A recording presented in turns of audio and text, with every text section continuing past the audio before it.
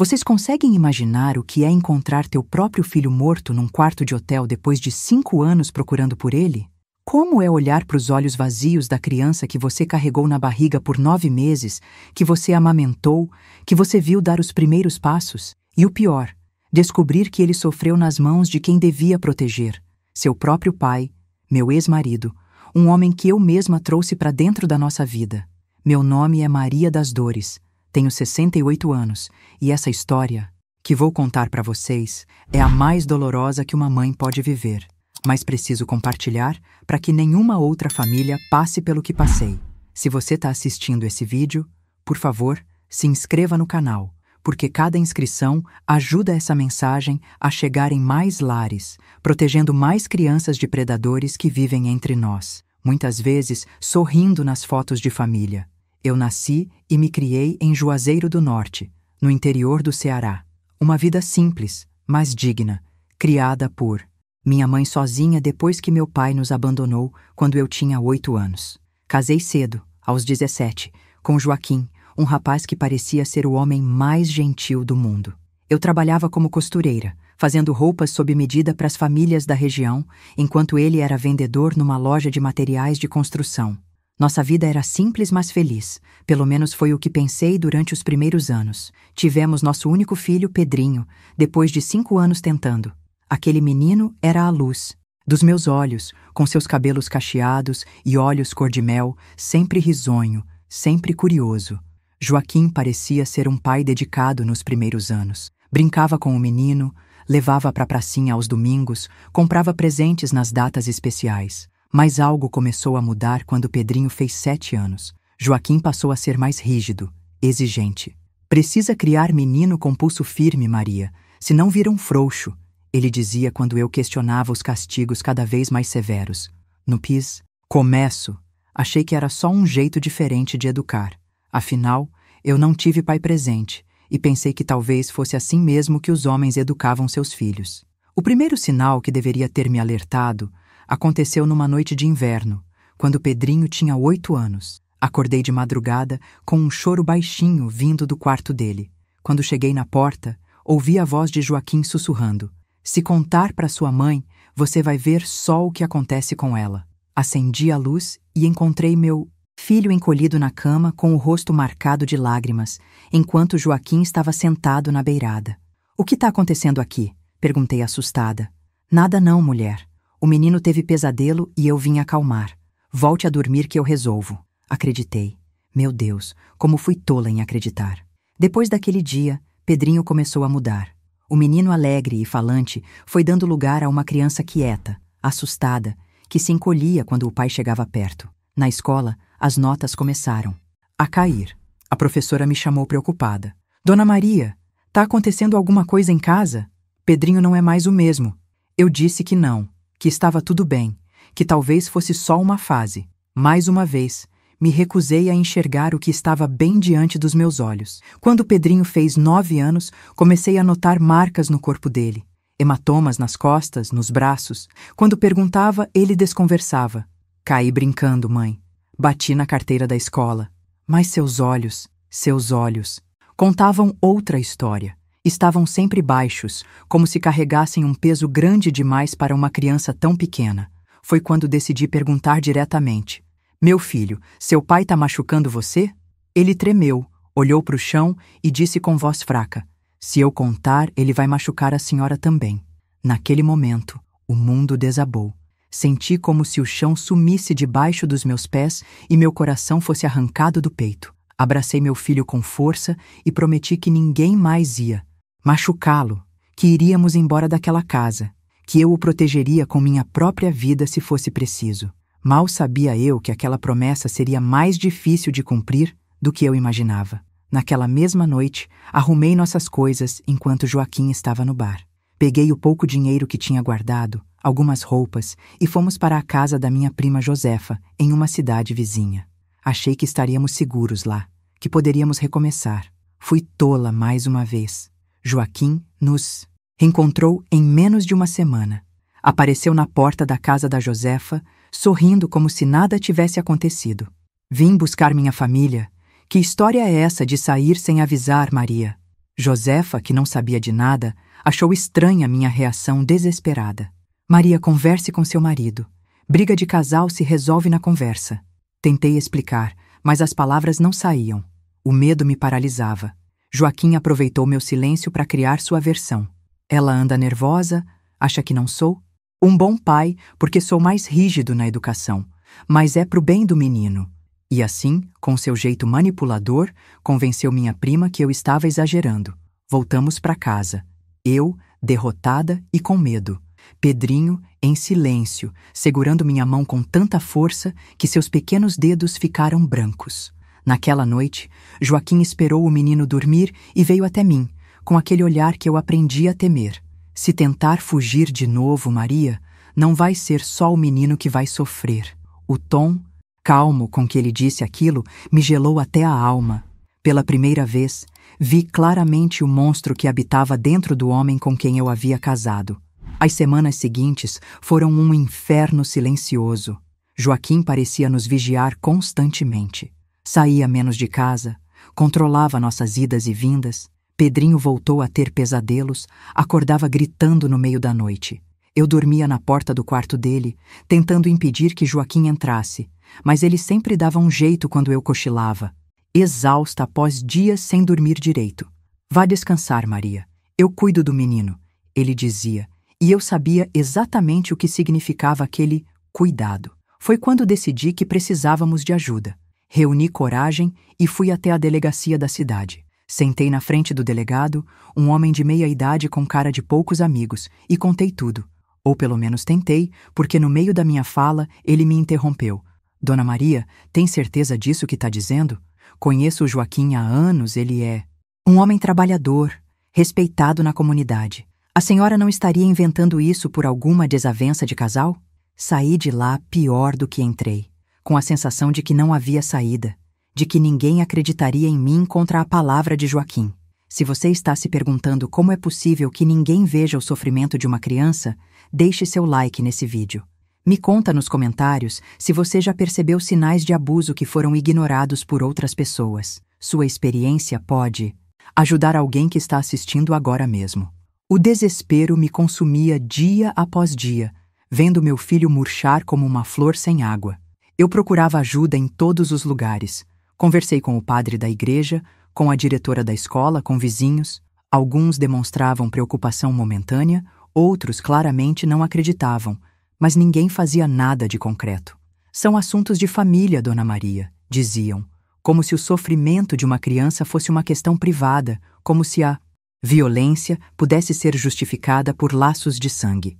Foi quando conheci Dona Severina, uma senhora de 79 anos que vendia ervas medicinais na feira. Levei Pedrinho até ela para comprar chá que ajudasse com os pesadelos. Enquanto preparava as ervas, ela olhou nos olhos do meu filho de um jeito diferente, como se enxergasse além do que estava na superfície. Esse menino está carregando um peso grande demais, ela disse em voz baixa.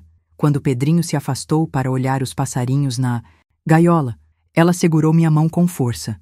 Minha filha, tem coisa ruim acontecendo na sua casa. Eu conheço esse olhar dessa criança. Pela primeira vez, alguém realmente via. E foi nesse momento, com as mãos enrugadas de Dona Severina segurando as minhas, que decidi que precisava fazer algo drástico para salvar meu filho. Mas o destino, esse traçador de caminhos tortos, tinha outros planos para nós, planos que eu jamais poderia imaginar, mesmo nos meus pesadelos mais terríveis. Posso continuar contando essa história para vocês? Na semana seguinte ao nosso encontro com Dona Severina, comecei a planejar nossa fuga definitiva. Dessa vez, não seria para a casa de um parente, onde Joaquim poderia nos encontrar facilmente. Seria para longe, muito longe, talvez até mesmo para outro estado. Guardava cada centavo que conseguia esconder, vendia peças de roupas que costurava escondida durante a madrugada, enquanto todos dormiam. Dona Severina me ajudava guardando o dinheiro, para que Joaquim não encontrasse se decidisse revistar a casa, como já tinha feito antes. Pedrinho completou 10 anos em meio a esse plano silencioso. Fizemos uma pequena comemoração, apenas nós três. Joaquim parecia mais calmo naquele dia, até trouxe um presente, um carrinho de controle remoto que o menino tanto queria. Por um momento, quase me deixei enganar novamente por aquela máscara de pai carinhoso. Quase acreditei que talvez as coisas pudessem melhorar. Mas à noite, quando fui dar um beijo de boa noite em meu filho, ele segurou minha mão e sussurrou: "Mãe, vamos embora logo, por favor."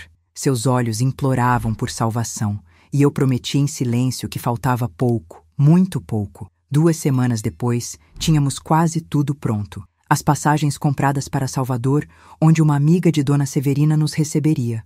As poucas roupas separadas em uma mochila escondida no fundo do guarda-roupa.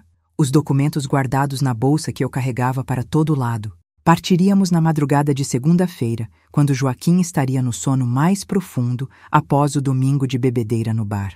Mas na sexta-feira anterior, tudo desmoronou.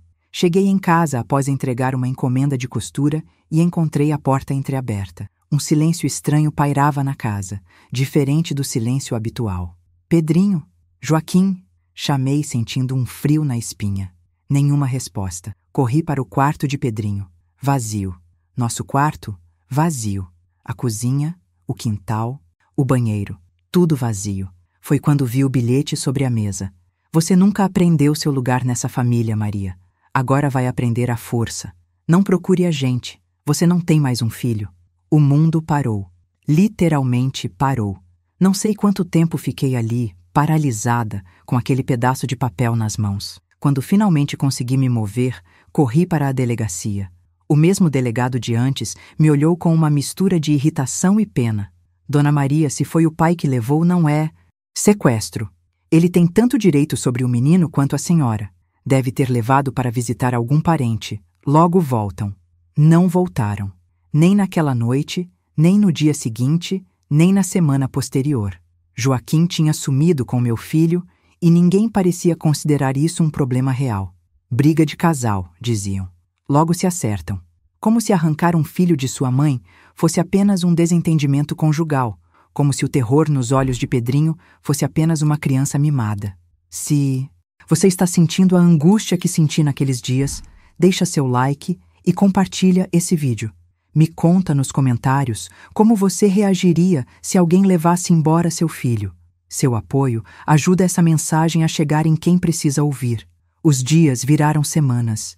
As semanas viraram meses. Eu vivia em função de procurar meu filho.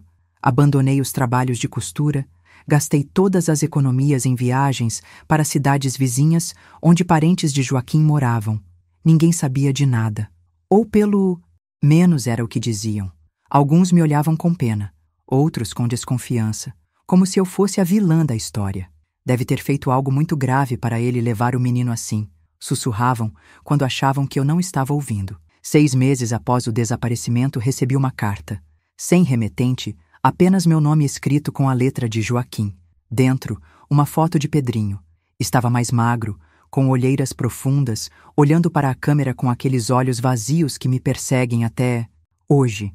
No verso, escrito à mão: "Ele está bem. Melhor sem você." Corri para a delegacia novamente, agora com uma prova. O delegado olhou a foto, deu de ombros. "Pelo menos sabemos que o menino está vivo. E parece bem cuidado." Bem cuidado?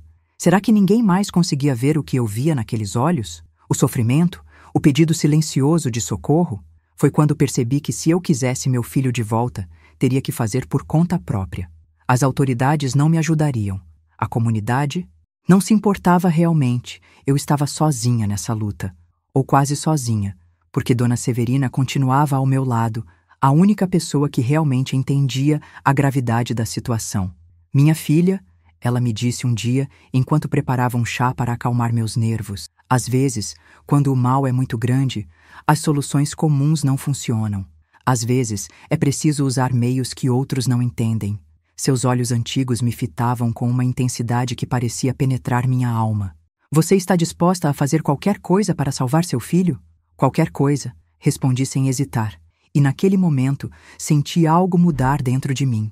A Maria, desesperada e impotente, começava a dar lugar a uma mulher determinada a atravessar qualquer barreira, a quebrar qualquer regra, a enfrentar qualquer consequência para ter seu filho de volta. Não era mais apenas uma mãe. Era uma caçadora. Comecei a fazer trabalhos de novo. Dessa vez, não apenas costura, mas qualquer coisa que pagasse. Faxina, lavagem de roupa, venda de comida caseira. Cada centavo ia para um único objetivo: encontrar Pedrinho.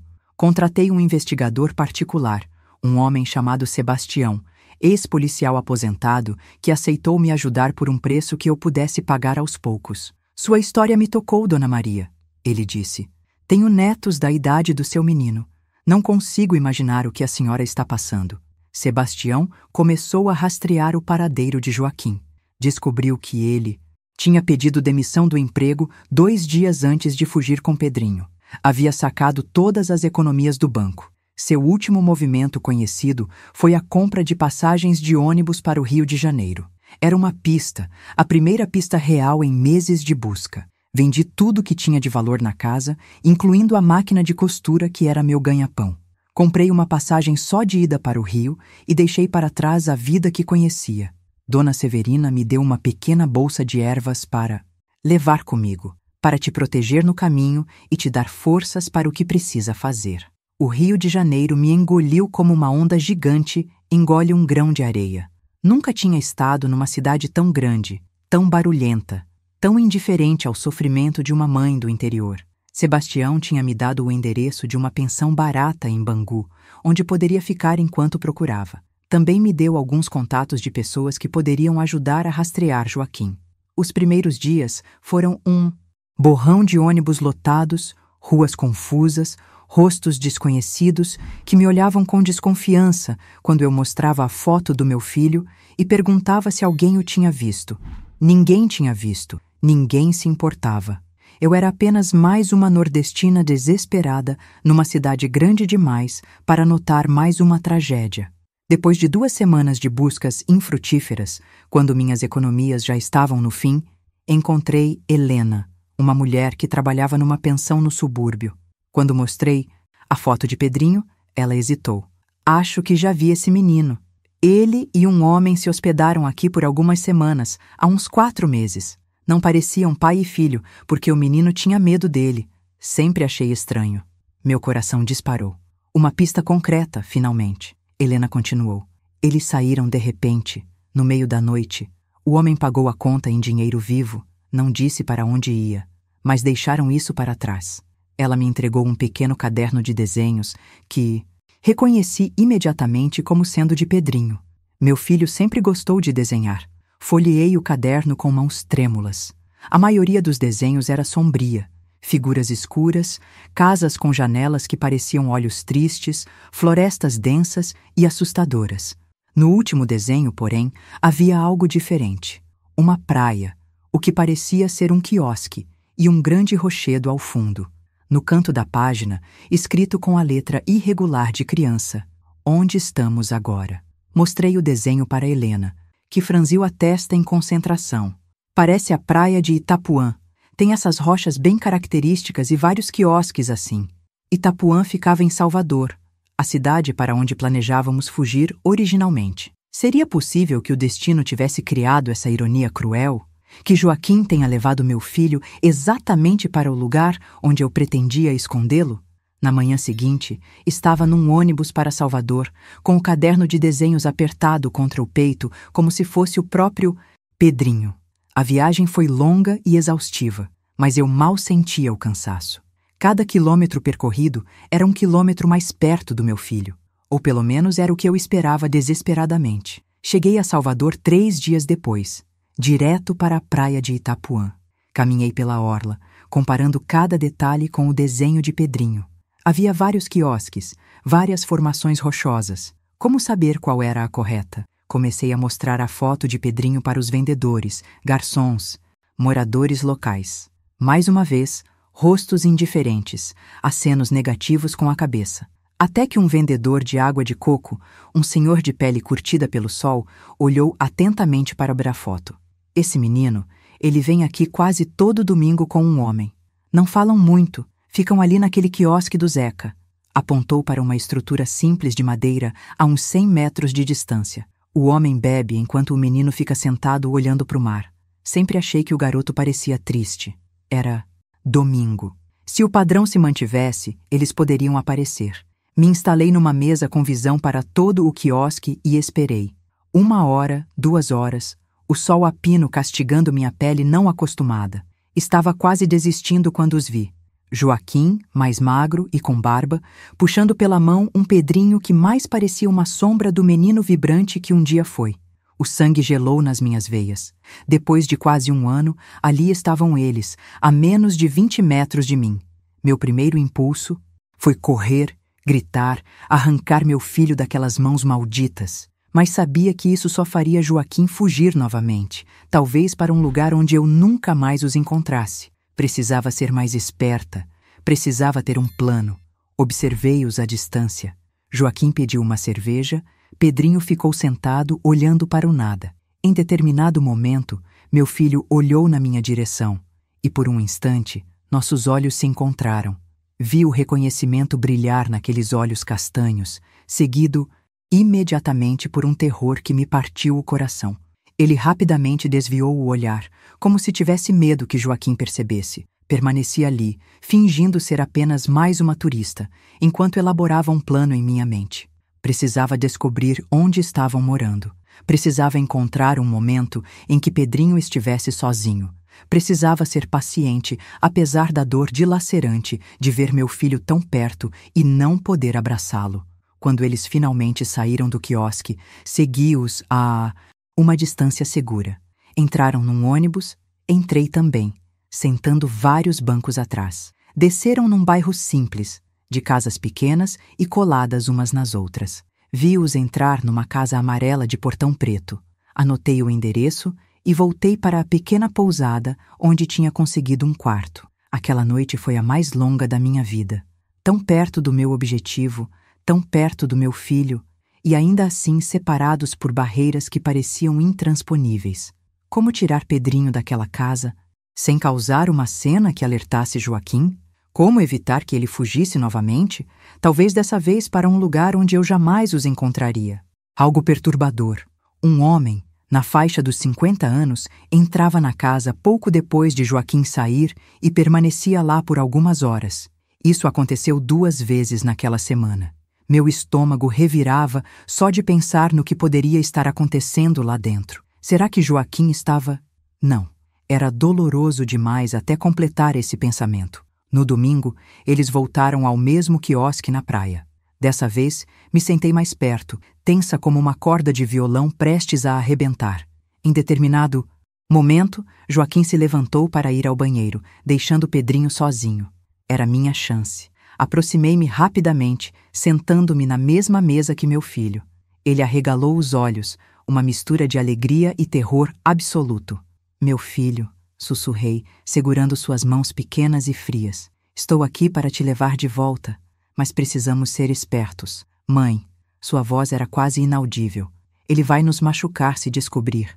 Ele falou que se eu tentasse fugir, ia te encontrar e... Ele não conseguiu terminar, as lágrimas escorrendo silenciosamente. Não vai conseguir. Tenho um plano.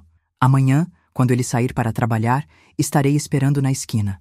Vou te levar para longe, para um lugar seguro. Ele tranca a porta por fora, mãe. E tem o tio Carlos que vem me vigiar. Então era isso. O homem que eu tinha visto era um cúmplice de Joaquim, alguém contratado para garantir que Pedrinho não fugisse durante o dia. A situação era ainda pior do que eu imaginava. Quanto tempo fica sozinho antes desse homem chegar? Uns 20 minutos, às vezes mais. É tempo suficiente. Estarei lá amanhã, logo que seu pai sair. Te amo, meu filho. Vi Joaquim voltando e me afastei rapidamente, o coração batendo tão forte que achei que poderia ser ouvido a metros de distância. O plano era arriscado, improvisado, mas era o melhor que eu tinha. Não poderia esperar mais, não depois de ver o estado em que meu filho se encontrava. Naquela noite, preparei tudo. Com o pouco dinheiro que ainda tinha, comprei 2 passagens de ônibus para uma cidade no interior de Minas Gerais, onde uma prima distante morava. Um lugar que Joaquim não conhecia, onde não pensaria em nos procurar. Arrumei a pequena mochila com nossas poucas roupas e os documentos. Na manhã seguinte, posicionei-me perto da casa amarela antes mesmo do sol nascer completamente. Às 6h55, vi Joaquim sair, trancar o portão e seguir pela rua sem olhar para trás. Esperei 10 minutos, certificando-me de que não voltaria por ter esquecido algo, como já havia acontecido numa das manhãs anteriores. Aproximei-me do portão. Era alto, mas não impossível de escalar. Olhei ao redor. A rua ainda estava praticamente deserta, apenas um ou outro morador saindo para trabalhar. Joguei a mochila por cima do muro e comecei a subir, ignorando a dor nas mãos quando me cortei no metal enferrujado. No quintal, corri até a porta dos fundos, trancada, como Pedrinho havia dito. As janelas também. Estavam fechadas, algumas com grades. O desespero começou a crescer. Como entraria? Foi quando notei uma pequena janela do banheiro, alta demais para Pedrinho alcançar sozinho, mas que parecia não ter tranca. Empilhei alguns tijolos soltos que encontrei no quintal e consegui alcançar a janela. Estava apenas encostada. Forcei-a e abri o suficiente para eu passar o braço e destravar por dentro. Com algum esforço, consegui me espremer pela abertura, caindo desajeitadamente no piso do banheiro. Pedrinho! Chamei baixinho, temendo que algum vizinho pudesse ouvir. Ouvi passos rápidos e então ele estava ali, nos meus braços, soluçando tão forte que seu pequeno corpo tremia inteiro. Mãe, mãe, você veio mesmo! Ele repetia entre soluços. Claro que vim, meu amor. Eu nunca desistiria de você. Nunca. Abracei-o com força, sentindo seus ossos através da pele, notando novos hematomas em seus braços. Precisamos ir agora, antes que aquele homem chegue. Saímos pelo mesmo caminho que entrei. Ajudei Pedrinho a subir no muro e descer do outro lado. Depois joguei a mochila e desci também. Estávamos quase na esquina quando ouvi uma voz que gelou meu sangue. Ei, o que vocês estão fazendo? Era ele, o tal Carlos, chegando mais cedo do que o esperado. Ele nos viu e imediatamente entendeu o que estava acontecendo. Parem aí! Gritou, começando a correr em nossa direção. Corre, Pedrinho! Peguei a mão do meu filho e disparamos pela rua. Carlos vinha atrás, gritando, ameaçando. Viramos uma esquina, depois outra. Pedrinho, fraco pela má alimentação e falta de exercício, começava a perder o fôlego. Avistei um ônibus parado num ponto algumas casas à frente e corri em direção a ele, praticamente carregando meu filho nos braços. Conseguimos entrar no último segundo, as portas fechando logo atrás de nós. Pela janela, vi Carlos parado na calçada, o rosto vermelho de raiva, sacando um celular, provavelmente para ligar para Joaquim. O ônibus arrancou e me permitiu um pequeno suspiro de alívio. Estávamos juntos novamente, mas ainda não estávamos seguros. Início da tarde. Nosso ônibus para Minas só sairia à noite, o que significava horas de espera, horas de vulnerabilidade. Comprei um boné para Pedrinho esconder o rosto e nos instalamos num canto discreto, de onde podíamos ver quem entrava e saía sem sermos facilmente notados. Tá com fome, meu filho? Perguntei, percebendo que não tinha comido nada desde o café da manhã. Ele assentiu timidamente. Comprei um salgado e um suco, observando com o coração apertado como ele devorava a comida. Quando foi a última vez que comeu direito? Pai só deixa eu comer quando me comporto. Ele respondeu de cabeça baixa. Às vezes fico sem jantar porque ele diz que não mereço. Cada palavra era uma faca no meu peito. Como alguém podia fazer isso com uma criança? Com seu próprio filho? O ódio que sentia por Joaquim crescia a cada revelação, a cada novo vislumbre do inferno que meu filho tinha vivido naquele ano. As horas se arrastavam. Pedrinho adormeceu com a cabeça no meu colo, exausto pela fuga e pelas emoções. Eu permanecia alerta, escaneando cada rosto que entrava na rodoviária, preparada para correr novamente se fosse necessário. Foi quando notei um cartaz recém-colado no mural de avisos, a foto de Pedrinho, com os dizeres: criança desaparecida, sequestrada pela mãe. Embaixo, um número de telefone para denúncias. Meu coração disparou. Joaquim estava um passo à frente, transformando-me de vítima em criminosa, de mãe desesperada em sequestradora. Agora não era apenas ele que estaria nos procurando, mas potencialmente a polícia também. Precisávamos sair dali imediatamente. Acordei Pedrinho gentilmente. Mudança de planos, meu amor. Não podemos esperar até a noite. Consegui trocar nossas passagens para um ônibus que sairia em 1 hora, não para Minas, mas para o Espírito Santo. Uma mudança de rota para despistar. Enquanto esperávamos o novo horário, Pedrinho segurou minha mão e perguntou com voz trêmula: Mãe, ele vai nos encontrar de novo? Olhei nos olhos do meu filho, aqueles olhos que tinham visto coisas que nenhuma criança deveria ver, e respondi com uma determinação que não sabia que tinha. Não, meu filho, nunca mais ele vai encostar um dedo em você. Eu prometo. Nosso ônibus partiu às 16h37. Sentados nos últimos bancos, observamos Salvador ficar para trás, junto com o ano de pesadelo que tínhamos vivido. Mas enquanto Pedrinho finalmente dormia um sono mais tranquilo, eu sabia que nossa jornada estava longe do fim. Joaquim não desistiria facilmente, e eu não tinha ilusões sobre o que ele seria capaz de fazer se nos encontrasse novamente. As semanas seguintes foram um borrão de estradas, quartos alugados por semanas, trabalhos temporários para garantir nossa sobrevivência. Mudamos de cidade 3 vezes nos primeiros 2 meses, sempre olhando por cima do ombro, sempre prontos para fugir novamente. Consegui um emprego como faxineira num hotel em Cachoeiro de Itapemirim, usando nome falso. Pedrinho não ia à escola. Era arriscado demais, poderia ser facilmente rastreado. À noite, quando estávamos sozinhos no pequeno quarto que consegui alugar, ele começou a falar sobre o que tinha passado. As palavras saíam como um rio represado que finalmente encontra uma brecha na barragem.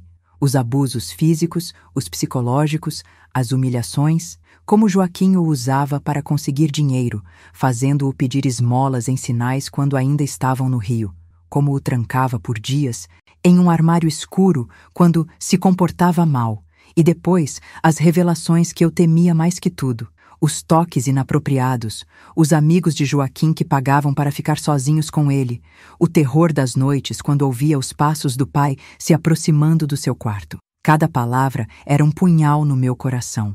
Cada lágrima do meu filho era uma gota de ácido na minha alma. Por que ele fazia isso comigo, mãe? Pedrinho perguntou uma noite, sua voz pequena na escuridão do quarto. Eu sou um menino mau? Não, meu amor, não. Abracei-o com força, engolindo minhas próprias lágrimas. Você é perfeito, é maravilhoso. Ele que é doente, ele que tem maldade no coração. Nada disso é sua culpa. Mas no fundo do meu coração, sabia que parte da culpa era minha. Por não ter percebido antes, por não ter agido mais cedo, por ter confiado em um sistema que falhou com meu filho em todos os níveis possíveis. E agora, aqui estávamos, vivendo como fugitivos, enquanto o verdadeiro criminoso provavelmente continuava livre, talvez já procurando outra vítima, outra criança para destruir. 6 meses se passaram assim, numa existência de sombras, sempre à margem, sempre com medo. Pedrinho tinha pesadelos quase todas as noites, acordava gritando, suando frio. Durante o dia, qualquer barulho mais alto o fazia se encolher. Qualquer homem que se parecesse remotamente com Joaquim o deixava em pânico. As marcas não eram apenas em seu corpo, mas em sua alma, profundas, demais para eu saber como curar. Foi quando soube por um jornal que Joaquim tinha sido preso no Rio de Janeiro por envolvimento com tráfico de drogas. Uma pequena nota, quase escondida na página policial, mas que mudou tudo.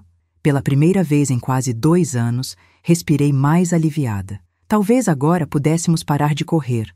Talvez pudéssemos começar a construir algo que se parecesse com uma vida normal. Decidimos nos mudar para uma cidade pequena no interior de São Paulo, onde ninguém nos conhecia. Consegui um trabalho como costureira numa fábrica de roupas. Aluguei uma casinha simples, mas digna. Matriculei Pedrinho na escola local, usando nossos verdadeiros nomes pela primeira vez em muito tempo. Ele estava com quase 12 anos agora, magro demais para sua idade, com olhos que carregavam o peso de experiências que homens adultos não deveriam viver. Os primeiros meses foram difíceis. Pedrinho tinha dificuldade em se relacionar com outras crianças, em confiar em professores. Qualquer figura de autoridade masculina o deixava em estado de alerta. Mas lentamente, quase imperceptivelmente, pequenas mudanças começaram a acontecer. Um sorriso tímido aqui, uma risada contida ali, como flores que começam a brotar depois de um inverno rigoroso demais. Encontramos uma psicóloga numa cidade vizinha, a doutora Luísa, que aceitou nos atender por um valor que eu podia pagar. O trauma do seu filho é profundo, Dona Maria, ela me disse após algumas sessões. Vai levar tempo, muito tempo, mas crianças têm uma resiliência incrível. Com amor, paciência e o apoio certo, ele pode ter uma vida plena. Agarrei-me a essas palavras como um náufrago se agarra a um pedaço de madeira em mar aberto. A esperança, esse sentimento que tinha quase desaparecido do meu coração, começava a reacender timidamente. Um ano se passou assim, numa rotina que se aproximava da normalidade. Pedrinho estava melhor, mais comunicativo, até tinha feito um amigo na escola, um menino chamado Lucas que morava na mesma rua.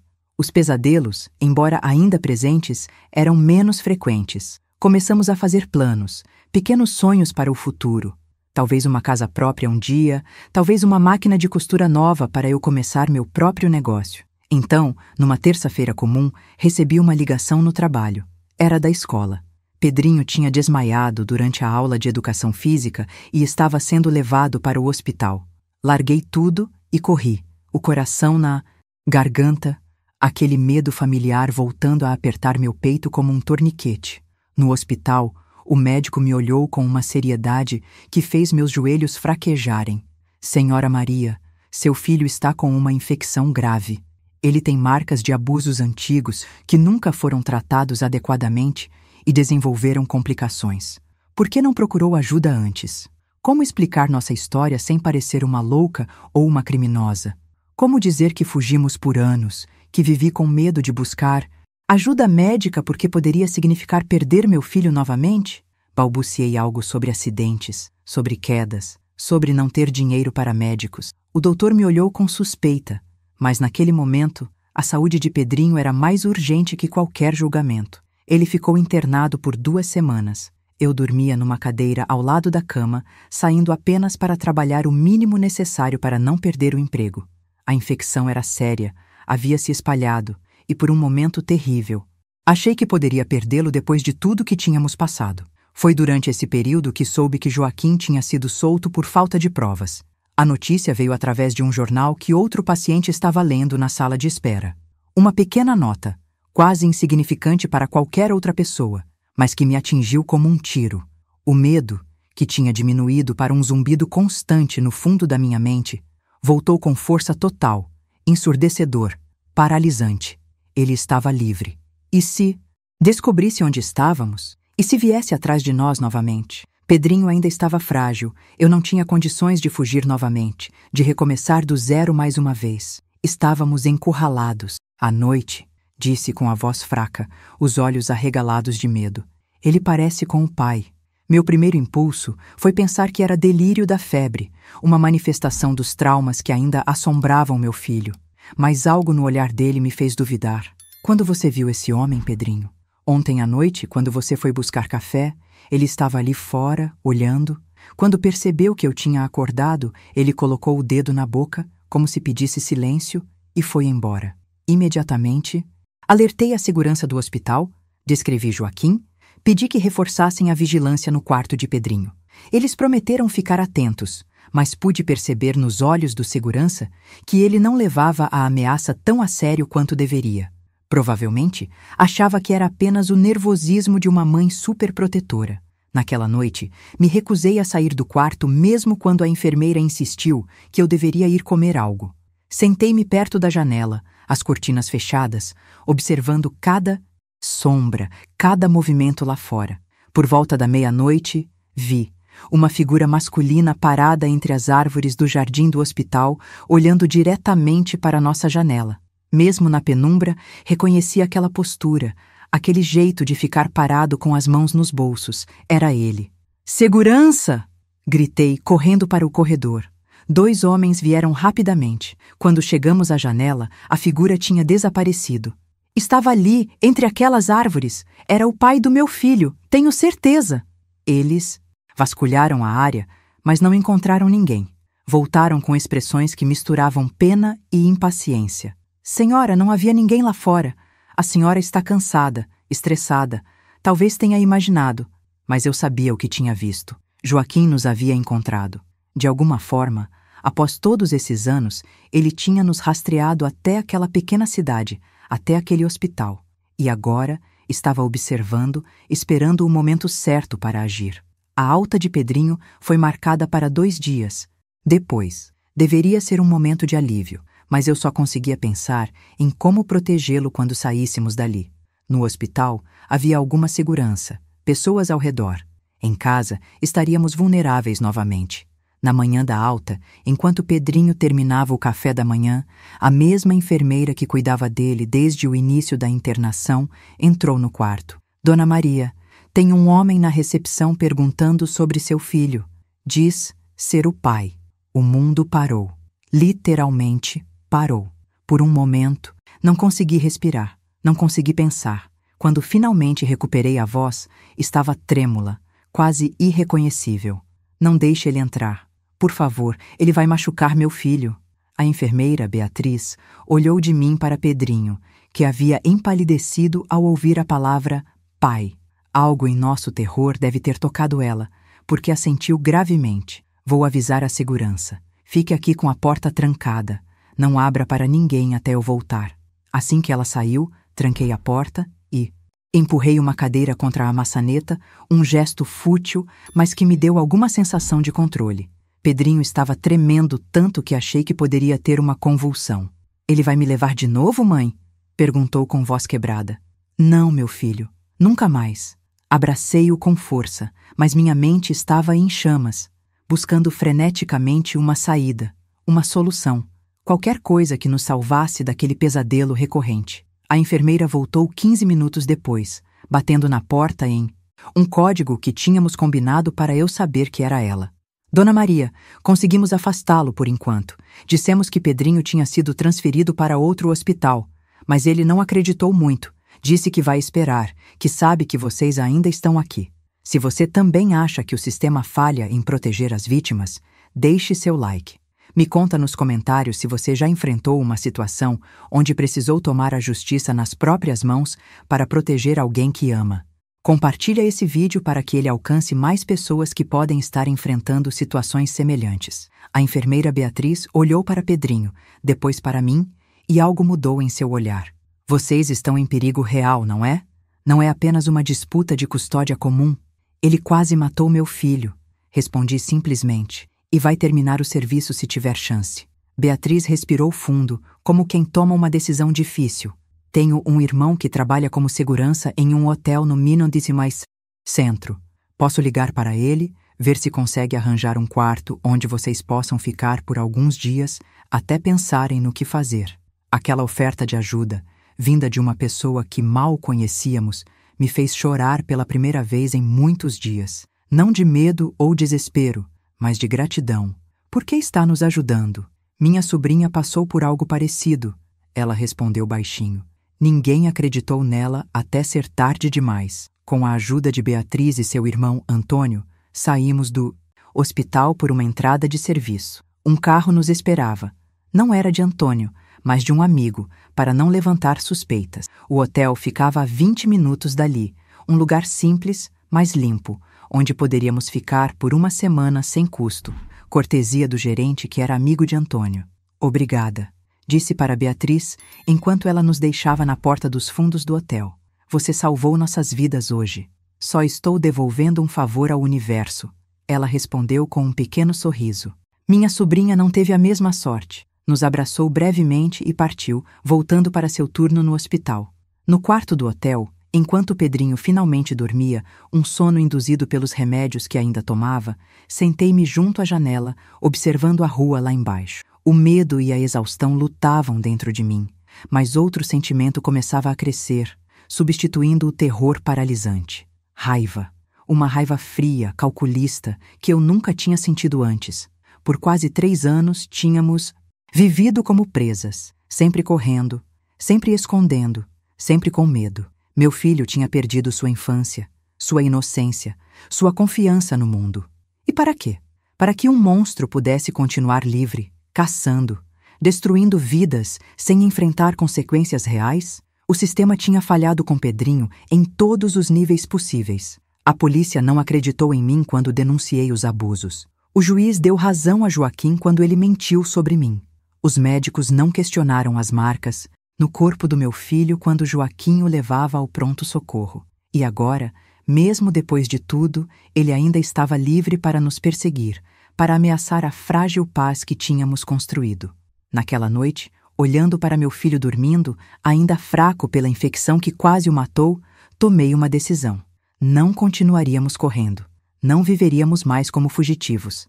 Era hora de acabar com aquilo de uma vez por todas. Na manhã seguinte, quando Pedrinho acordou, conversamos longamente. Não o tratei como criança. Não escondi a gravidade da situação.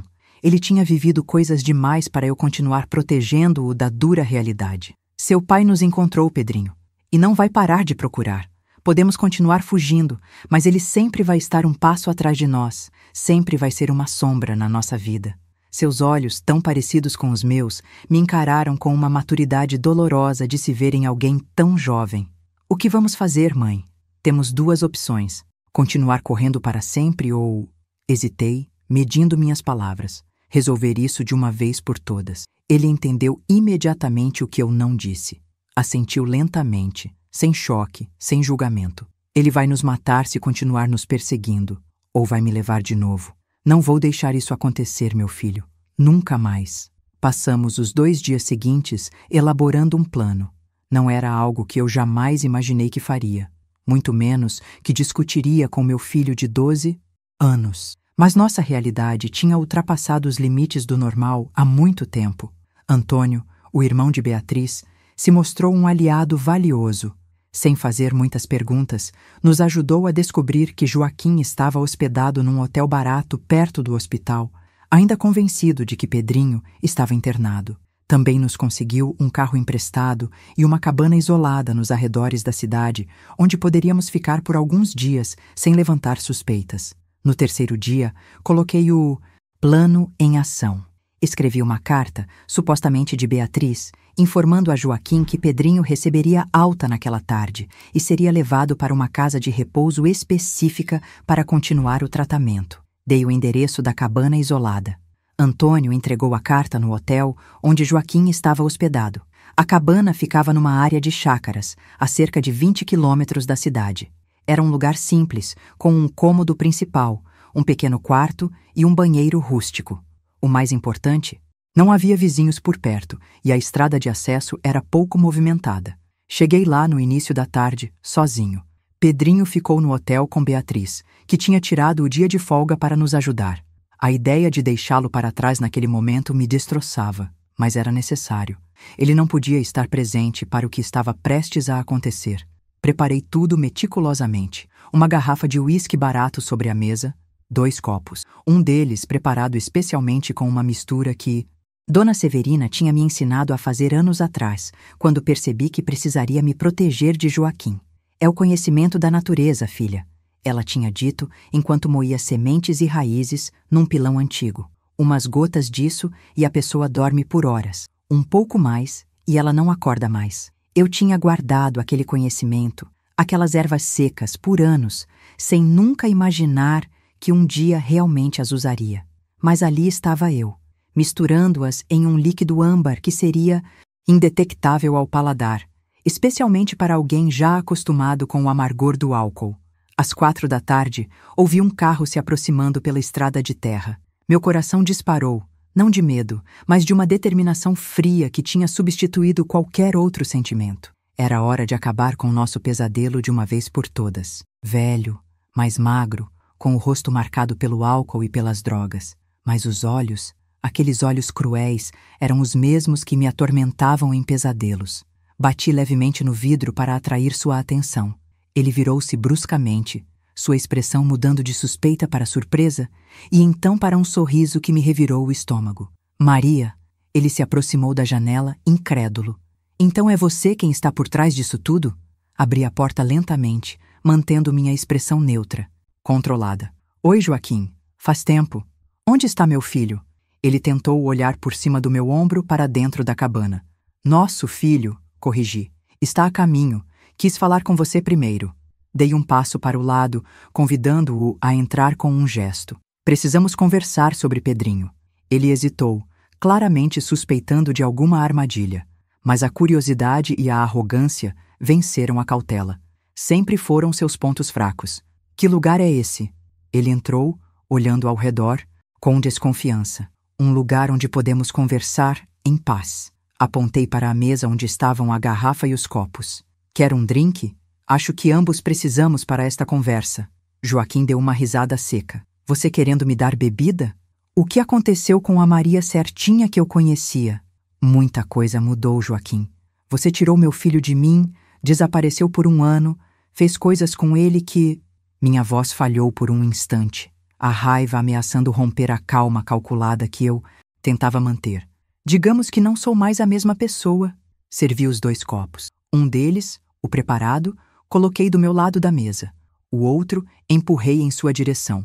Mas Joaquim não era completamente tolo. Por que não bebe primeiro? Ele sorriu. Aquele sorriso que um dia achei charmoso e agora parecia a expressão de um predador. Sem hesitar, peguei o copo dele e tomei um pequeno gole. Depois o coloquei de volta à sua frente. Satisfeito? Ele relaxou visivelmente, pegando o copo e bebendo um longo gole. Então, onde está o moleque? A enfermeira disse que ele está doente. Ele está se recuperando, respondi, observando cada movimento seu. Uma infecção grave, consequência dos abusos que sofreu. Joaquim bufou, irritado.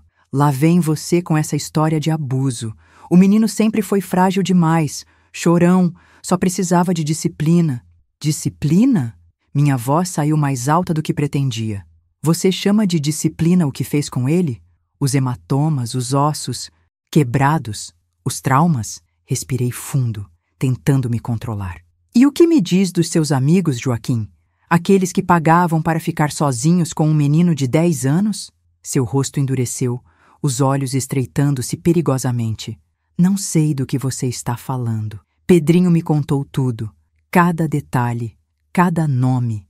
Isso era uma mentira. Meu filho nunca tinha conseguido falar sobre os outros homens, apenas indicar que existiam. Mas vi o pânico momentâneo nos olhos de Joaquim e soube que tinha acertado. Ele bebeu mais um gole, maior desta vez, e percebi que suas mãos tremiam levemente. O moleque sempre teve imaginação fértil. Conta historinhas para chamar atenção. Os médicos viram as evidências, Joaquim. Todos os exames, todas as cicatrizes, está tudo documentado agora. Outra mentira, mas necessária para meu plano. Ele se levantou abruptamente, derrubando a cadeira. Você não tem provas de nada. É a sua palavra contra a minha, e quem você acha que vão acreditar? Na mãe histérica que sequestrou o próprio filho? Ou no pai trabalhador que só quer o melhor para ele? Não recuei, mesmo quando ele se aproximou ameaçadoramente. As coisas mudaram, Joaquim. Tenho amigos agora, pessoas que acreditam em mim. A verdade vai aparecer, mais cedo ou mais tarde. Ele agarrou meu braço com força, os dedos afundando na minha pele como garras. Onde está o menino, Maria? É melhor me dizer agora se não quiser que as coisas fiquem feias. Mantive o olhar firme, mesmo sentindo a dor do seu aperto. Ele está seguro, longe de você, e é assim que vai continuar. Joaquim me empurrou contra a parede, seu rosto a centímetros do meu, o hálito quente de álcool me fazendo lembrar de todas as noites de terror em nossa casa. Você acha que pode me desafiar? Que pode me impedir de levar meu filho? Eu te encontrei uma vez, posso encontrar de novo. Posso acabar com você agora mesmo e ninguém nunca vai saber. Então é assim que vai terminar? Perguntei calmamente, apesar do medo que crescia em meu peito. Você vai me matar e depois procurar Pedrinho? E o que vai dizer a ele? Que a mãe dele desapareceu misteriosamente, como tantas outras pessoas na sua vida? Algo em minhas palavras o fez hesitar. Talvez tenha sido a menção a outras pessoas. Um lembrete sutil de que eu sabia mais do que ele imaginava. Ele me soltou e voltou para a mesa, pegando o copo e virando o resto da bebida de uma vez. Não precisa ser assim, Maria. Podemos resolver isso como adultos. Quem sabe, voltar a ser uma família? Contive o impulso de vomitar diante daquela sugestão. Uma família? Depois de tudo que você fez? O passado é passado. O menino precisa do pai. O que ele precisa é de segurança, de amor, de alguém que não o torture. Minha voz finalmente quebrou, a raiva sobrepujando a calma forçada. Joaquim serviu-se de mais bebida, seus movimentos já um pouco mais lentos. A mistura estava começando a fazer efeito. Você sempre foi dramática demais, Maria. Sempre exagerando tudo. Exagerando? Lágrimas quentes escorriam pelo meu rosto agora. Você quase matou nosso filho. Ele ainda tem pesadelos todas as noites, ainda treme quando ouve passos no corredor, ainda chora dormindo. Ele fez um gesto desdenhoso com a mão, derramando um pouco da bebida. Seus olhos começavam a ficar desfocados, as pálpebras pesadas. O menino sempre foi fraco, igual a você. Eu só queria fazer dele um homem de verdade. Ele tem 12 anos, Joaquim. É uma criança que você destruiu, em minha direção, mas tropeçou, caindo de joelhos no chão de madeira. Recuei até encostar na parede, observando-o lutar contra os efeitos da mistura. Parte de mim queria correr, fugir dali enquanto ele ainda estava consciente. Mas outra parte, uma parte que eu mal reconhecia em mim mesma, queria ficar e observar. Por quê? Ele tentou se arrastar em minha direção, a voz já pastosa. Por que fazer isso? Porque você destruiu nosso filho. Porque você o torturou, o humilhou, o vendeu, como se fosse um pedaço de carne. Porque ninguém mais vai protegê-lo de você. Joaquim conseguiu se sentar, apoiando-se na parede, os olhos lutando para permanecerem abertos. Você não entende. Eu amo o menino. Do meu jeito, mas amo. Aquelas palavras, talvez as mais sinceras que já tinha ouvido dele, me atingiram como um soco no estômago, porque naquele momento percebi algo terrível. Ele realmente acreditava nisso. Na mente distorcida dele, aquilo era amor. Os abusos, as torturas, as humilhações, tudo justificado por um amor doentio, perverso. Isso não é amor, Joaquim. É doença, é maldade. Ele sorriu, um sorriso desfocado, quase infantil. Você sempre foi tão ingênua, Maria. Suas pálpebras estavam cada vez mais pesadas, a respiração mais lenta. O mundo lá fora é duro. Só queria preparar ele. Preparar para quê? Para sofrer como você sofreu? Para fazer outros sofrerem? Me aproximei dele, agachando-me para olhar diretamente em seus olhos. Seu pai fez isso com você, não foi? Foi assim que aprendeu. Algo brilhou em seus olhos. Medo, reconhecimento, talvez até vergonha. Mas logo foi substituído pela névoa da droga que tomava conta de seu corpo. Você não sabe de nada. Maria, sei o suficiente. Sei que você é um monstro e que enquanto estiver vivo, meu filho nunca estará seguro. Suas pálpebras finalmente cederam, fechando-se completamente. A respiração ficou mais superficial, mais irregular. Em poucos minutos, ele estava inconsciente, escorregando até ficar deitado no chão da cabana. Fiquei ali, observando-o, uma tempestade de emoções conflitantes dentro de mim. Havia feito o que precisava fazer para proteger Pedrinho. Mas agora, olhando para o homem que um dia amei, que um dia foi meu marido, o pai do meu filho, senti uma onda de náusea subir pela garganta. Saí para o ar fresco da tarde, respirando profundamente para afastar a tontura. O sol começava a se pôr, pintando o céu de tons alaranjados que contrastavam cruelmente com a escuridão do que acabara de fazer. Peguei o celular antigo que Antônio tinha me emprestado e liguei para ele. Está feito, disse simplesmente quando ele atendeu. Tem certeza que não precisa de ajuda para finalizar? A voz dele era grave, cuidadosa. Não, ele já bebeu o suficiente. Agora é só esperar. Desliguei antes que ele pudesse dizer mais alguma coisa. Voltei para dentro da cabana. Joaquim continuava imóvel no chão, a respiração cada vez mais fraca. Sentei-me numa cadeira próxima, incapaz de ir embora, incapaz de ficar, presa num limbo de minha própria criação. As horas passaram lentamente. O sol se pôs completamente, deixando a cabana na penumbra. Acendi uma pequena lamparina a querosene que encontrei num armário, sua luz fraca projetando sombras dançantes nas paredes de madeira.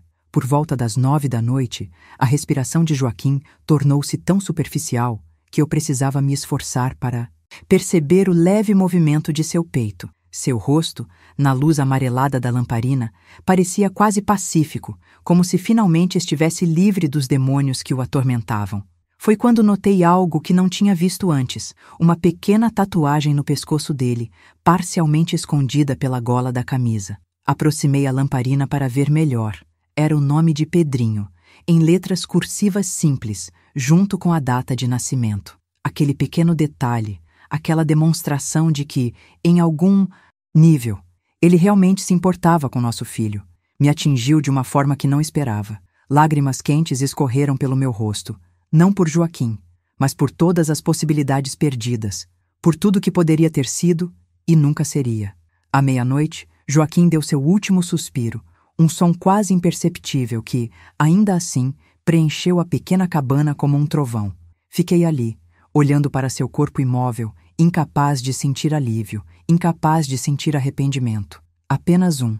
Vazio imenso, como se parte de mim tivesse morrido junto com ele.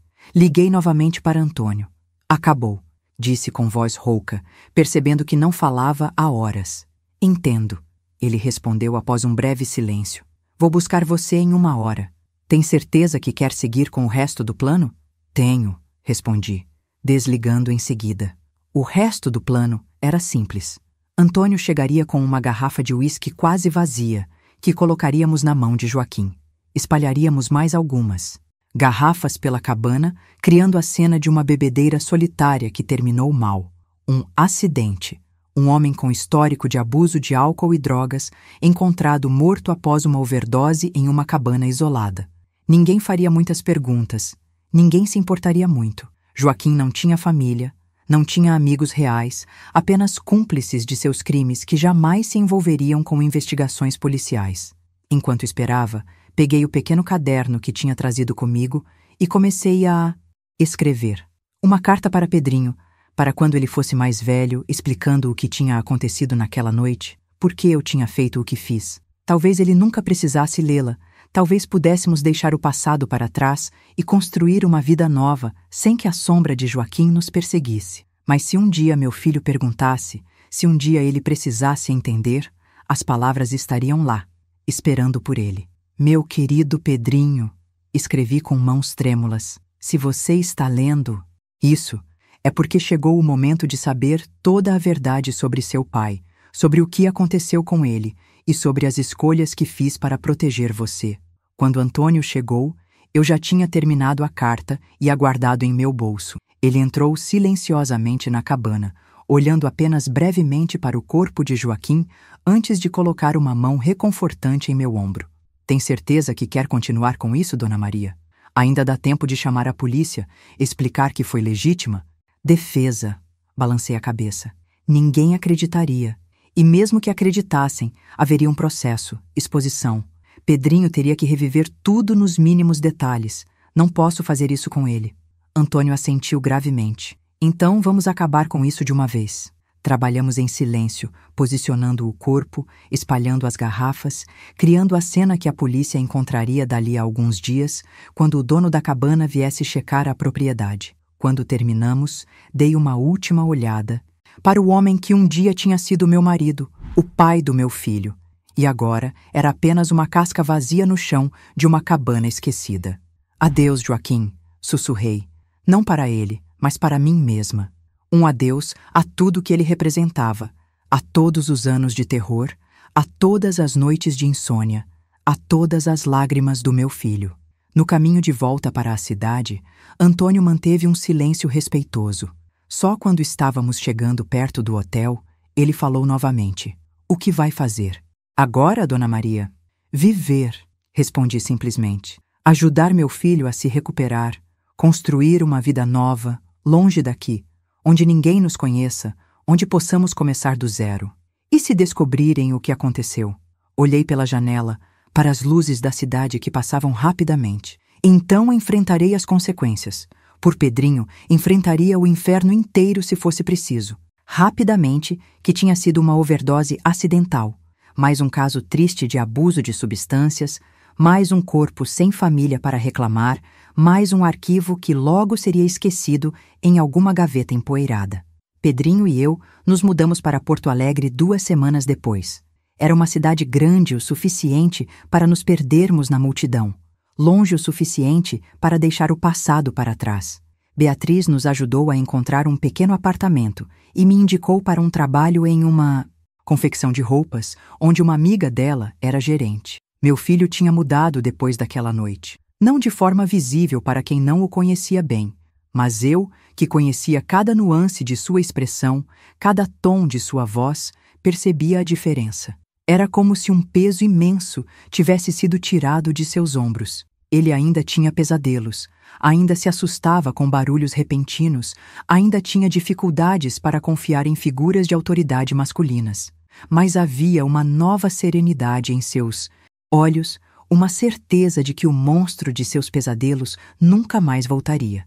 Nunca contei a ele exatamente o que aconteceu naquela cabana. Disse apenas que seu pai tinha morrido, que não precisávamos mais fugir, que estávamos finalmente seguros. Ele assentiu gravemente, como se já soubesse, como se de alguma forma tivesse sentido o momento exato em que Joaquim deixou este mundo. Os primeiros meses em Porto Alegre foram difíceis. Éramos estranhos numa cidade estranha, com pouquíssimo dinheiro e muitas cicatrizes emocionais ainda abertas. Mas tínhamos um ao outro, e isso parecia suficiente. Pedrinho voltou à escola.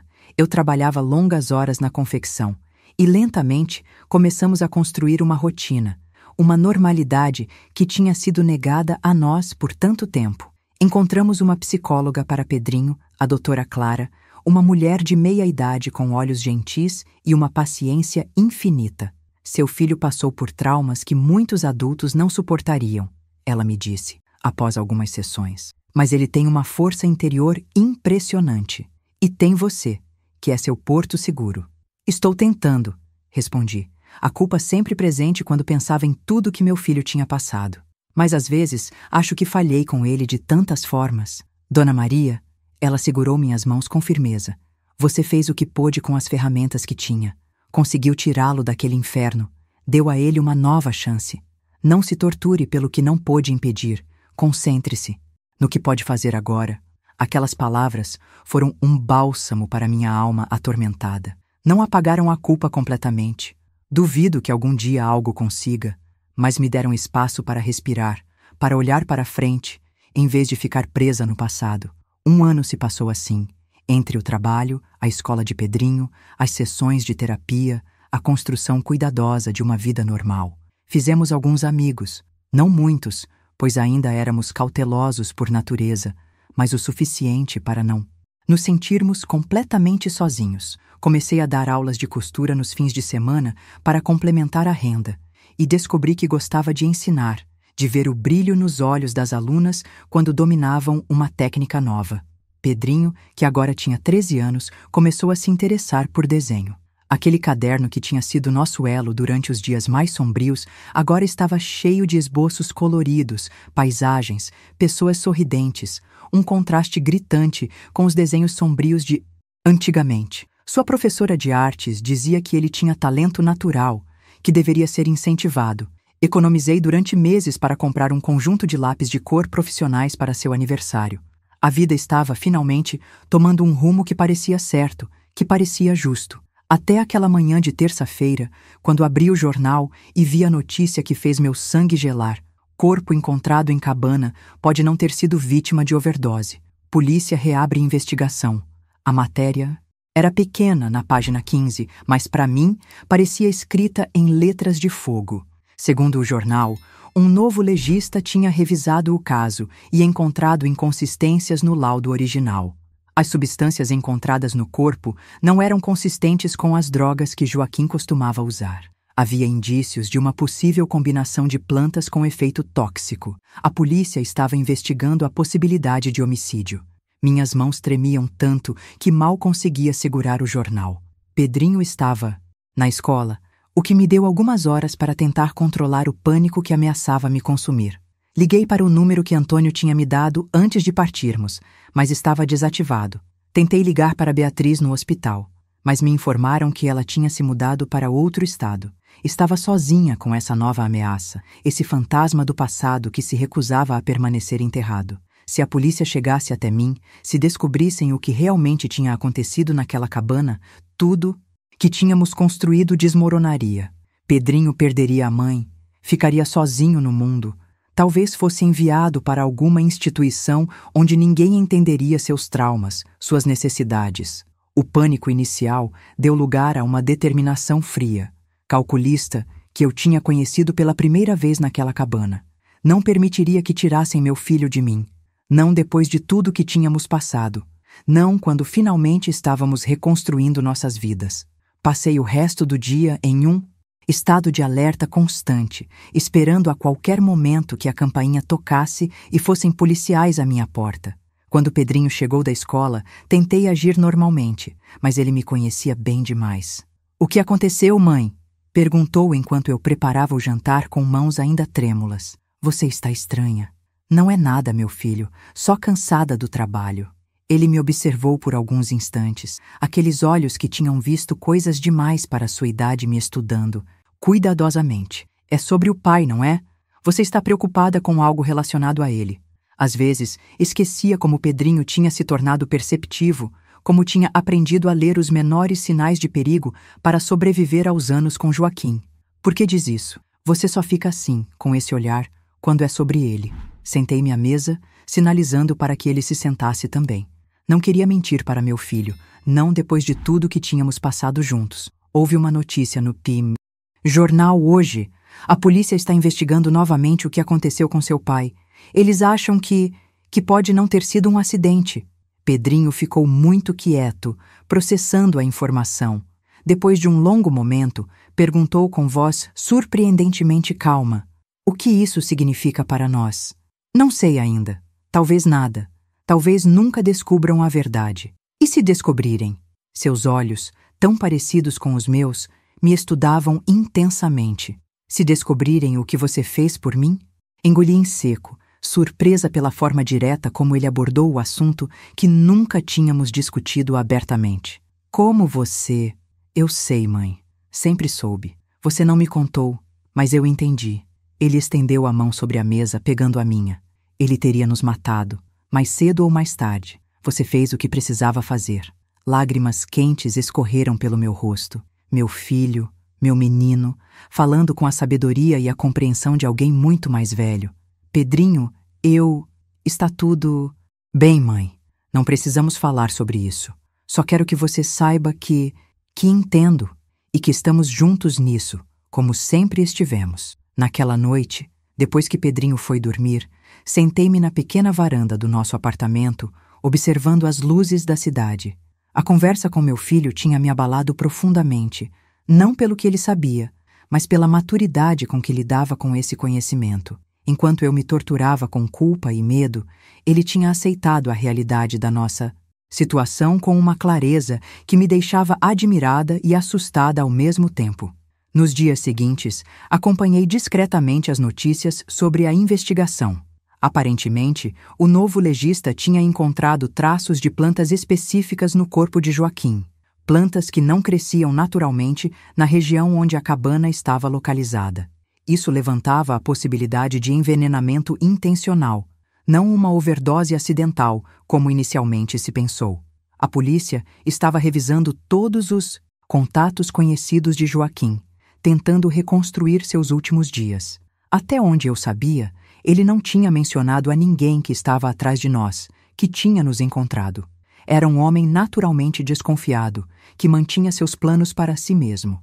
Isso jogava a nosso favor, mas ainda assim, o medo era constante, como um zumbido de fundo que nunca realmente desaparecia. Uma semana após a primeira notícia, recebi uma ligação no trabalho. Era da delegacia de polícia da cidade, onde tudo tinha acontecido. Meu coração quase parou quando ouvi a voz grave do outro lado da linha. "Estou procurando por Maria das Dores?" "Sim, sou eu", respondi, tentando manter a voz firme. "Senhora Maria, aqui é o delegado Ribeiro. Estamos investigando a morte de Joaquim Pereira dos Santos e gostaríamos de fazer algumas perguntas. Entendo que a senhora era esposa dele?" "Ex-esposa", corrigi automaticamente. "Estávamos separados há anos. Mesmo assim, precisamos de seu depoimento. A senhora poderia comparecer à delegacia amanhã às 10 horas?" Minha mente trabalhava freneticamente, avaliando opções, riscos, possibilidades. Recusar seria suspeito demais. Fugir agora levantaria bandeiras vermelhas. Tinha que enfrentar isso de frente, controlar o medo, proteger o que tínhamos construído. "Estarei lá", respondi finalmente. Aquela noite foi a mais longa da minha vida desde a noite na cabana. Contei a Pedrinho sobre a convocação, não querendo que ele ficasse sabendo por outra pessoa caso algo desse errado. Ele ouviu em silêncio, aqueles olhos antigos em um rosto tão jovem me estudando atentamente. "O que vai dizer a eles, mãe? A verdade, pelo menos parte dela, que seu pai nos maltratava, que fugimos, que perdemos contato com ele, que soube de sua morte pelos jornais. Eles vão acreditar? Não sei, meu filho. Espero que sim.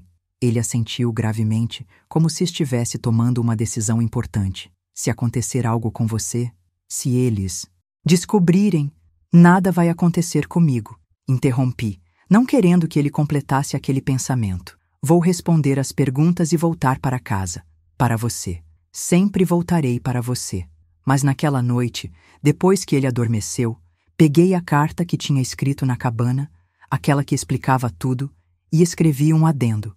Instruções sobre o que fazer se eu fosse presa, nomes de pessoas que poderiam ajudar, o pouco dinheiro que tinha conseguido economizar.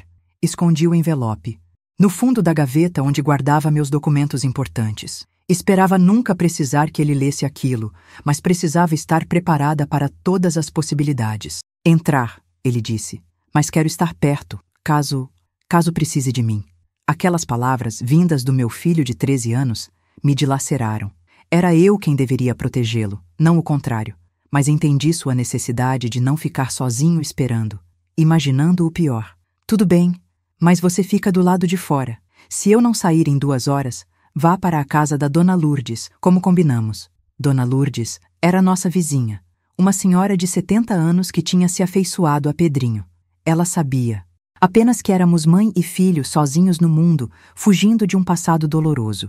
Não conhecia os detalhes, mas tinha concordado em acolher Pedrinho se algum dia eu não pudesse cuidar dele. A delegacia era um prédio antigo, de tijolos à vista, com um ar solene que fazia meu estômago revirar. Abracei Pedrinho longamente antes de entrar, respirando seu cheiro, sentindo seu coração bater contra o meu. Te amo, meu filho, mais que tudo nesse mundo. Também te amo, mãe. Vai ficar tudo bem. Você é forte. Entrei com passos firmes, embora por dentro estivesse tremendo. Na recepção, informei que tinha uma reunião marcada com o delegado Ribeiro. Fui conduzida por um corredor longo até uma sala pequena, com uma mesa simples, 3 cadeiras e paredes de um branco desbotado. O delegado Ribeiro era um homem na casa dos 50, cabelos grisalhos e um rosto marcado por rugas profundas ao redor dos olhos. Ele se levantou quando entrei, estendendo a mão num cumprimento formal. Senhora Maria, obrigado por vir. Sente-se, por favor. Havia outra pessoa na sala, uma mulher jovem com um bloco de anotações que foi apresentada como escrivã.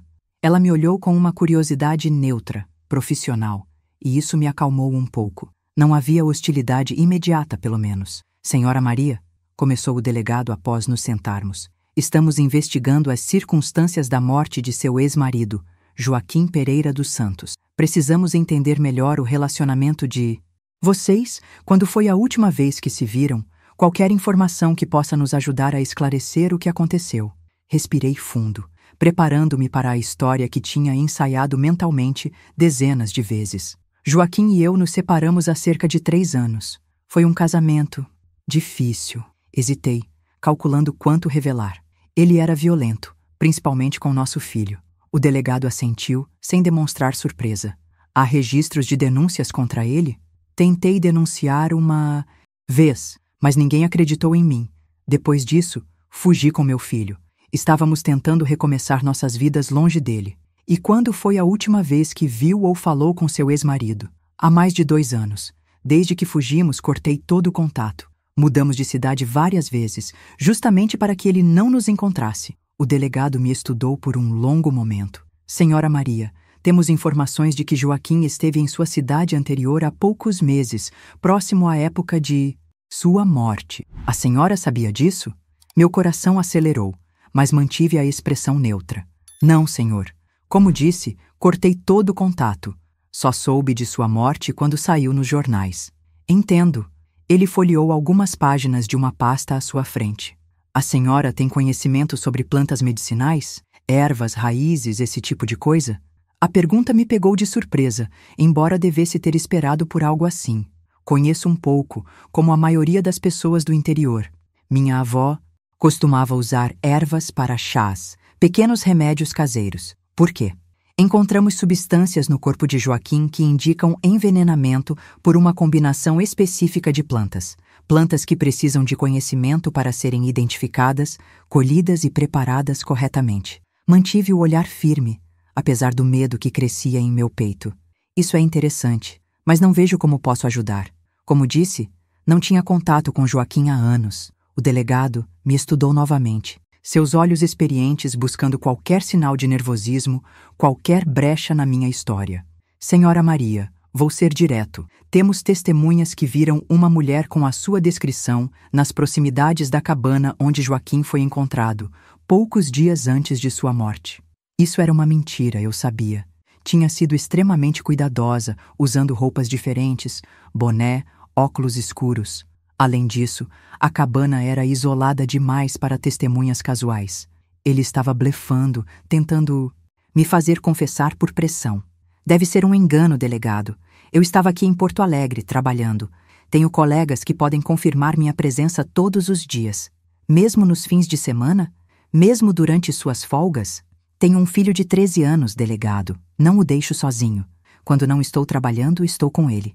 Ele assentiu lentamente, como se estivesse considerando minhas palavras. Senhora Maria, entendo que Joaquim não era um homem fácil. Pelos registros que conseguimos, ele tinha passagens por agressão, envolvimento com drogas, até mesmo suspeita de crimes mais graves. Ninguém ficaria surpreso se alguém do seu passado tivesse decidido resolver um problema permanentemente. Entendi o que ele estava fazendo, oferecendo uma saída, uma confissão mais leve em troca de compreensão. Era tentador, quase irresistível após anos guardando aquele segredo terrível.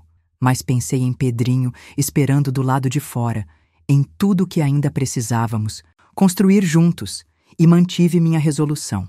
Realmente não sei o que aconteceu com Joaquim, delegado. Como disse, cortamos todo o contato há anos.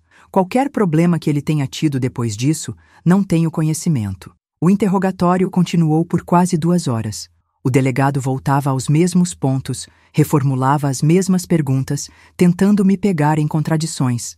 Falou sobre as plantas encontradas no corpo, sobre a cabana isolada, sobre o fato de que Joaquim tinha uma passagem comprada para Porto Alegre para o dia seguinte à sua morte. Essa última informação quase me fez perder a compostura. Ele estava prestes a vir atrás de nós, exatamente como eu temia. Se não tivesse agido naquela noite na cabana, Joaquim teria nos encontrado novamente, e Deus sabe o que teria feito com Pedrinho. Mas mantive minha história, consistente em cada detalhe, sem entrar em pânico, sem ceder à pressão. Quando finalmente o delegado deu o interrogatório por encerrado, minhas roupas estavam úmidas de suor, mas minha voz permanecia firme. Obrigado por seu tempo, senhora Maria, ele disse levantando-se. Pode ser que precisemos conversar novamente, então peço que não saia da cidade sem nos informar. Não tenho planos de sair, delegado. Minha vida é aqui agora. Ele me acompanhou até a porta da sala e então disse algo que me fez parar. Seu filho, como ele está? A menção a Pedrinho me deixou instantaneamente em alerta. Está bem, obrigada por perguntar. Pernas trêmulas, o sol forte de meio-dia me cegando momentaneamente. Pedrinho estava exatamente onde o deixei, sentado num banco do outro lado da rua, desenhando em seu caderno para passar o tempo. Quando me viu, seu rosto se iluminou com alívio e ele correu em minha direção, abraçando-me com força. Você voltou, ele disse simplesmente, como se tivesse duvidado que isso aconteceria. Eu sempre voltarei para você, meu filho. Sempre. Durante o caminho de volta para casa, contei a ele uma versão suavizada do interrogatório, omitindo as partes mais assustadoras, como a possível viagem de Joaquim para Porto Alegre. Não queria que ele revivesse o terror de ser encontrado, de ser levado novamente. Eles suspeitam de você, mãe? Ele perguntou diretamente, aqueles olhos que viam demais me estudando. Suspeitam de muita gente, Pedrinho. Seu pai tinha muitos inimigos. Ele assentiu, processando a informação. Mas não tem provas, certo? Senão você não teria voltado para casa comigo. Não tem provas, confirmei, porque não há provas para encontrar. Nas semanas seguintes, vivia em constante estado de alerta. Cada carro de polícia que passava perto de nossa casa, cada batida na porta, cada chamada telefônica me fazia saltar. Comecei a ter pesadelos novamente, revivendo aquela noite na cabana, vendo o rosto de Joaquim enquanto a vida o deixava, sentindo nas mãos o peso do que tinha feito. Pedrinho, por outro lado, parecia estranhamente sereno, como se O interrogatório, em vez de aumentar seus medos, tivesse de alguma forma confirmado que estávamos seguros, que a ameaça tinha realmente acabado. Ele continuava com suas sessões de terapia, com seus desenhos cada vez mais vibrantes, com os pequenos passos em direção a uma vida normal que tanto tínhamos lutado para construir. Um mês após meu interrogatório, recebi outra ligação da delegacia. Meu coração disparou quando atendi, mas a voz do delegado Ribeiro tinha um tom diferente dessa. Vês, Senhora Maria, estou ligando para informar que o caso da morte de Joaquim Pereira dos Santos foi encerrado. Após investigação completa, concluímos que se tratou de uma overdose acidental, como determinado originalmente. Fiquei momentaneamente sem fala, incapaz de processar o que estava ouvindo. Mas as plantas, as substâncias que encontraram, após análises mais detalhadas, descobrimos que as substâncias eram consistentes com um tipo de chá alucinógeno que alguns usuários consomem.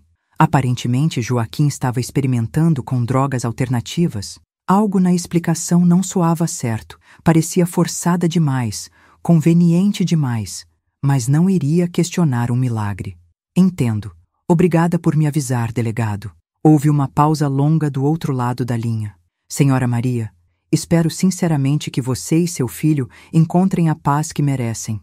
Algumas histórias são melhor deixadas sem final definido, especialmente quando envolvem crianças inocentes. Entende o que estou dizendo?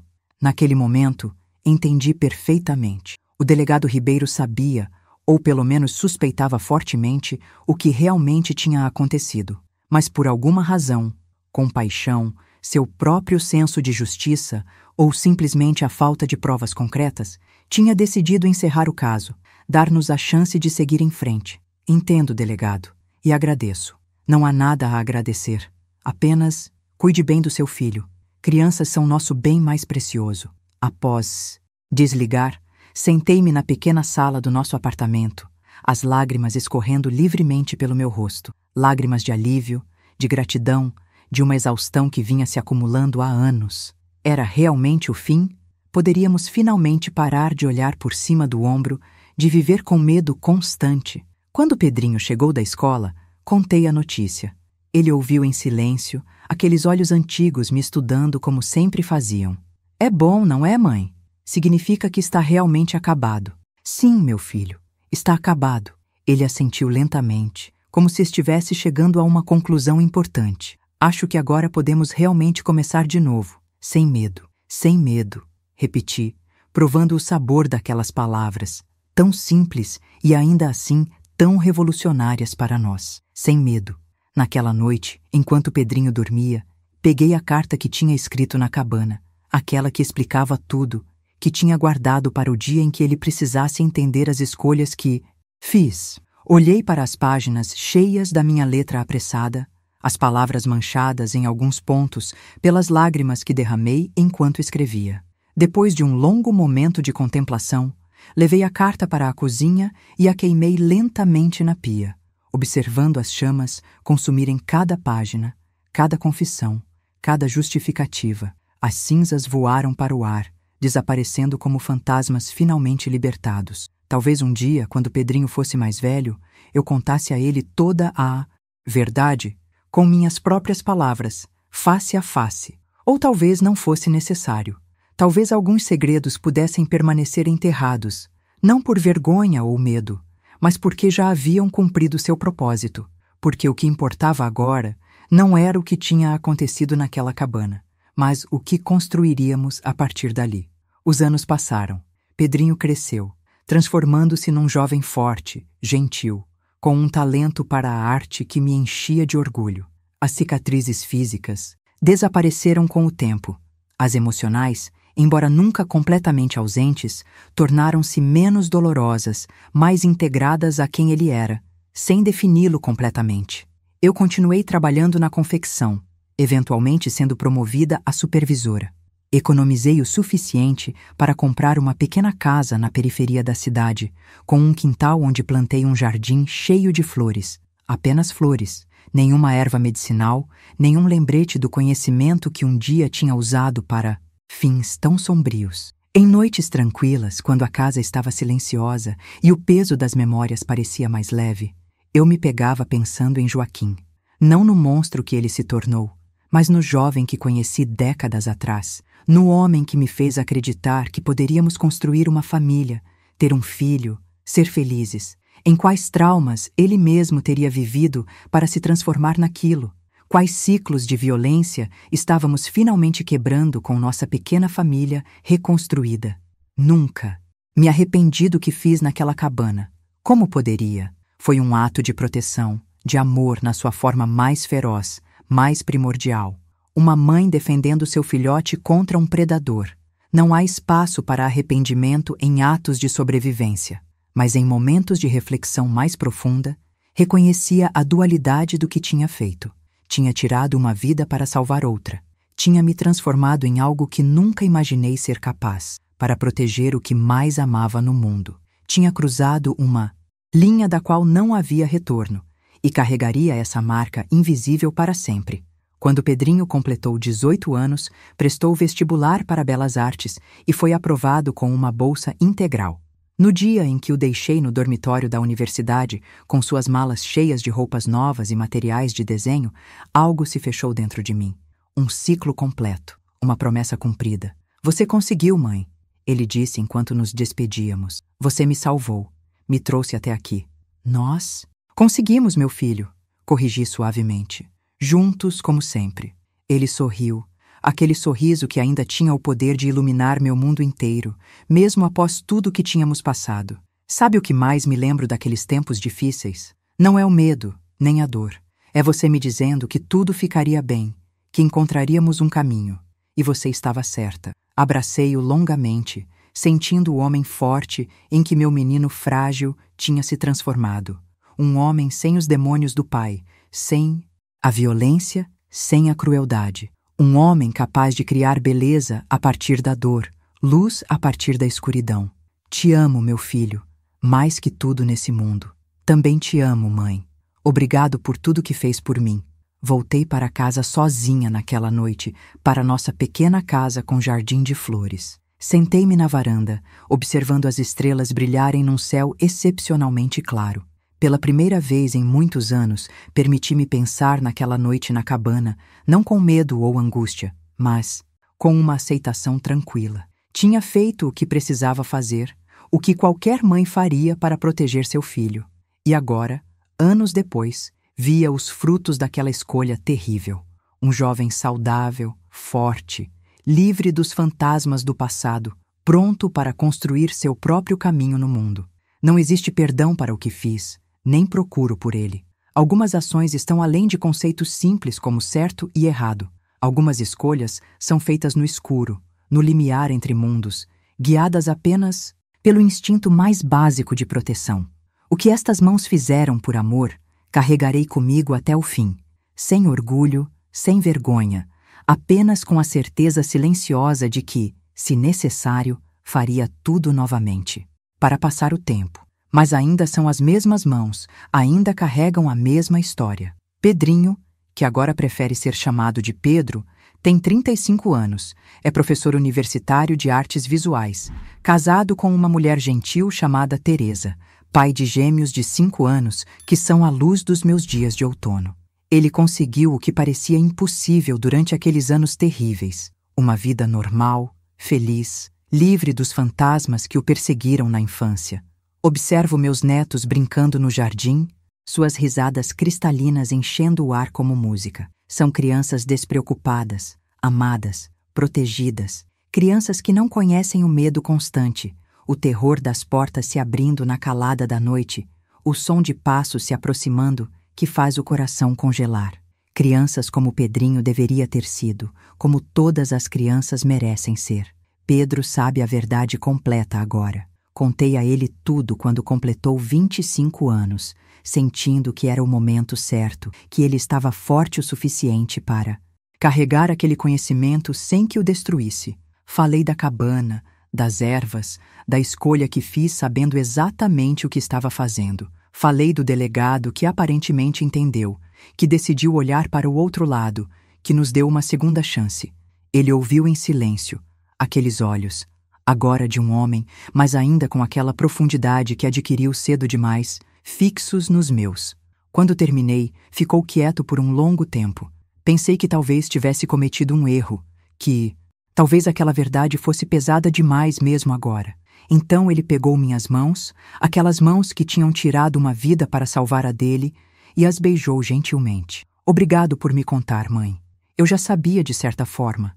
Sempre soube. Mas ouvir de você completa o círculo. Você não me julga? Perguntei, a voz trêmula com uma vulnerabilidade que raramente me permitia demonstrar. Julgar? Ele sorriu tristemente. Quem sou eu para julgar o que você fez por mim? Quantas mães teriam a coragem que você teve? Quantos filhos estariam vivos hoje se suas mães tivessem agido como você? Naquele momento, senti um peso imenso se dissipar, um peso que nem sabia que ainda carregava. O medo do julgamento do meu filho, o medo de que ele me visse como um monstro, não como a mãe que apenas fez o que precisava ser feito para protegê-lo.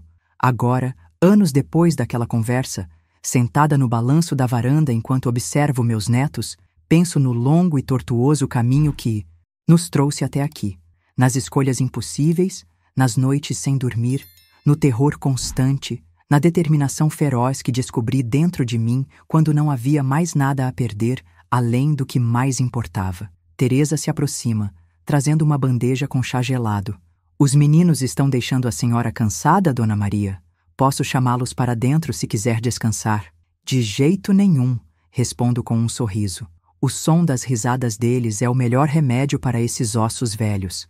Ela sorri, aquele sorriso gentil que conquistou meu filho. Pedro me contou que a senhora está pensando em escrever suas memórias. Só estou organizando algumas histórias, nada muito especial. Discordo. Sua história é extraordinária, Dona Maria. O que a senhora fez por Pedro, a coragem que teve. Ela hesita, como se não soubesse se deveria continuar. Ele me contou tudo, sabe? E eu entendo. Como mãe, agora entendo perfeitamente.